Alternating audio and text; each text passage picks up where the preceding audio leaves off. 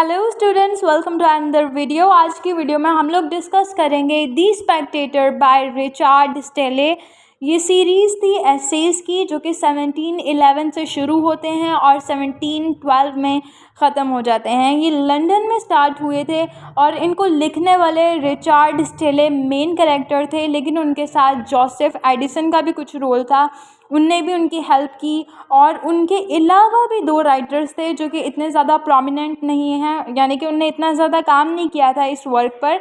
उनके नाम हैं ऑस्टेंस बर्डगिल और सेकंड हमारे पास है जॉन ह्यूग्स। लेकिन इन सब में रिचार्ड स्टेले का सबसे ज़्यादा इम्पोर्टेंट रोल है इसकी पब्लिकेशन में, इसको लिखने में, तो इसलिए उनका नाम सबसे ज़्यादा प्रोमिनेंट है। ये एक पॉलिटिकल और कल्चरल न्यूज़ मैगज़ीन है और इसको ओल्डेस्ट सर्वाइविंग मैगज़ीन भी बोला जाता है, क्योंकि 18th सेंचुरी में जब ये लिखी गई तब इतने ज़्यादा लोग पढ़ना लिखना नहीं जानते थे, लेकिन तब भी ये वाली मैगज़ीन बहुत ज़्यादा पॉपुलर हुई थी। ये 2 साल तक पूरा वीक पब्लिश होती थी, सिर्फ संडे को नहीं पब्लिश होती थी, जिसकी वजह से उस टाइम का जो लिटरेरी लैंडस्केप था उसमें इसका बहुत मतलब प्रोमिनेंट नेम है, क्योंकि जितने भी वहाँ पे टी होटल्स थे या जहाँ पर भी बैठने की जगहें थी वहाँ पर मैगज़ीन में ये पढ़ी होती थी और सब लोग इसको पढ़ रहे थे। और सिर्फ लंदन में ही नहीं बल्कि उससे बाहर भी बहुत ज़्यादा कंट्रीज़ में इसको बाद में पढ़ा गया था। आखिर इस वर्क में ऐसा क्या था जो इसको पढ़ा जा रहा था, ये इतना इंटरेस्टिंग क्यों था? हालांकि पॉलिटिकल और कल्चरल चीज़ें तो इतनी इंटरेस्टिंग नहीं होती। ये एक फिक्शनल वर्क था और इसके अंदर फिक्शनल कैरेक्टर्स थे, लेकिन वो रियलिटी की प्रॉब्लम्स बता रहे थे और उनकी सिचुएशंस को बता रहे थे। इसका जो मेन कैरेक्टर है वो हमारे पास है मिस्टर स्पेक्टेटर।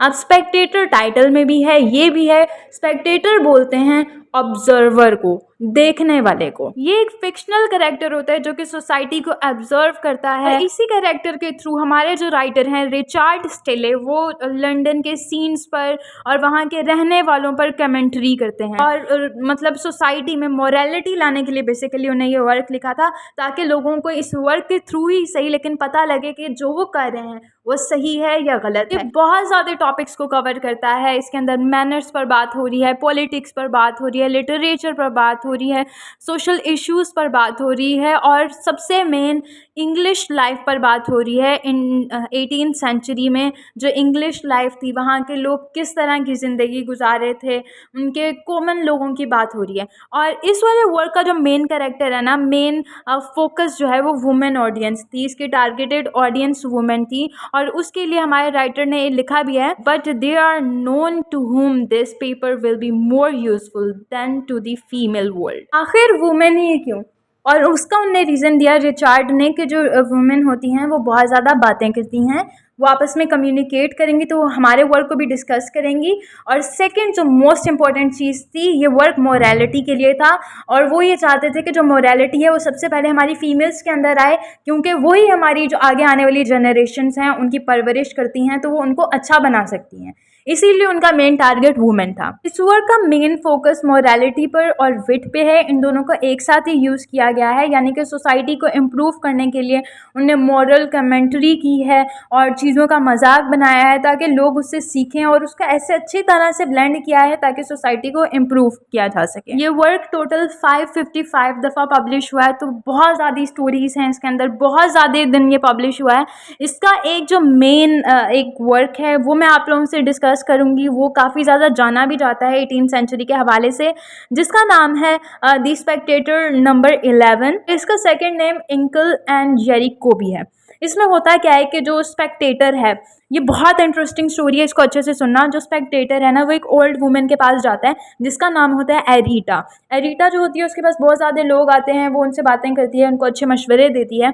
तो जब मिस्टर स्पेक्टेटर जाते हैं उनसे मिलने, तो वहाँ पर उनके कमरे में पहले से एक आदमी मौजूद होते हैं जो कि उनसे बात कर रहे हैं। अब मिस्टर स्पेक्टेटर साइड पर जाके खड़े हो जाते हैं, अब उन दोनों की वो बातें सुन रहे हैं। तो जो एरेटीटा होती है वो जब उससे बात कर रही होती है ना उस आदमी से, तो वो आदमी कहता है कि जो लव है ना इसकी बहुत ज़्यादा कंसिस्टेंसी है, लव बहुत अच्छी चीज़ है और एक दफ़ा किसी को प्यार हो जाए तो वो सारी ज़िंदगी नहीं उसको भूल सकता।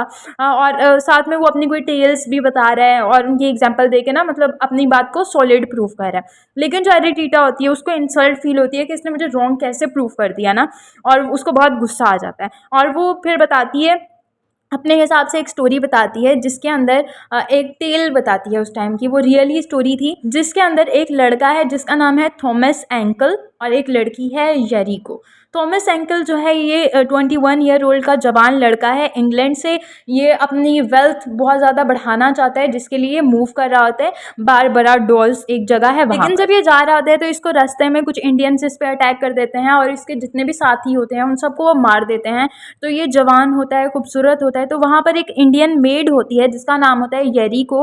वो आती है, वो इसको बचा लेती है और इसको छुपा देती है। वो काफ़ी दिनों तक, महीनों तक इसको खाना देती है, इसको पानी देती है, इसका ख्याल रखती है, और इन दोनों को आपस में जैसे लव होता है वो हो जाता है और इन दोनों का रिलेशनशिप बन जाता है। फिर काफ़ी महीनों बाद ये एक और जगह पहुंचते हैं, बारबाडोस में, और वहाँ पे इन लोगों को लगता है कि अब यहाँ पर जो है ना, यहाँ पर हम इस्केप कर जाते हैं, हम यहाँ से भाग जाते हैं। तो अब वो भी स्लेव होती है येरिको, वो भी इसके साथ भाग जाती है। अब जब ये दोनों भागते हैं ना वहाँ से, तो जो अंकल है, जो थॉमस अंकल है, वो क्या करता है, वो येरिको को बेच देता है। हालांकि येरिको उसको इतना बोलती है, मुझे बेचो मत, मैं तुमसे प्यार करती हूँ, मैं तुम्हारे बच्चे की माँ बनने वाली हूँ, लेकिन वो नहीं बात सुनता उसकी। और इवन कि वो जिस मर्चेंट को बेच रहा होता है उसको कहता है कि नहीं, मुझे इसकी ज़्यादा कीमत चाहिए। हालांकि येरिको उसकी बहुत मिन्नतें करती है। और ये वाली स्टोरी, ये वाली जो टेल है, ये रीटा उसको जब बताती है तो जो हमारे पास मिस्टर स्पेक्टेटर है वो भी पूरी स्टोरी सुन रहे हैं, और वो ये स्टोरी सुन के बाहर चले जाते हैं। यहाँ पे वो ऑब्जर्व कर रहे हैं कि एक इंग्लिशमैन, जो थॉमस अंकल था वो एक इंग्लिश था, येरिको एक इंडियन थी। एक इंग्लिशमैन की मोरालिटी क्या है, मतलब कोई उसके साथ कितना ही अच्छा क्यों ना कर ले, लेकिन उसको सिर्फ अपना मतलब देखना है हर चीज़ में।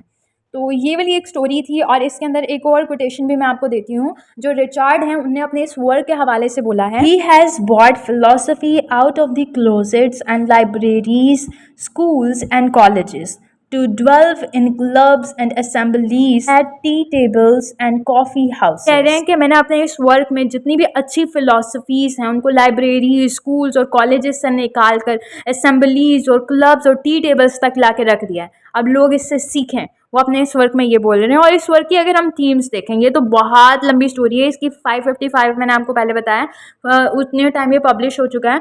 हाँ, और एक और बात भी मैं बताती हूँ, ये 1712 में ये बंद हो गया था पब्लिश होना, लेकिन ये दोबारा कंटिन्यू हुआ था, इसका रिवाइवल हुआ था 1714 में, लेकिन तब ये कुछ मंथ्स ही चला था और उसके बाद और ये पब्लिश नहीं हुआ।